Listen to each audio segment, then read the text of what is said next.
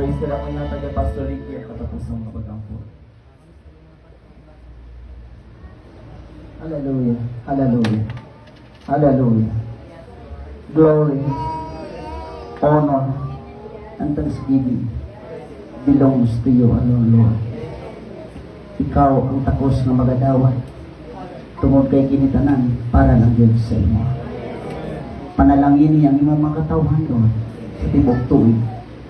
Bendisyon sa ngalan ni Jesus. Amen.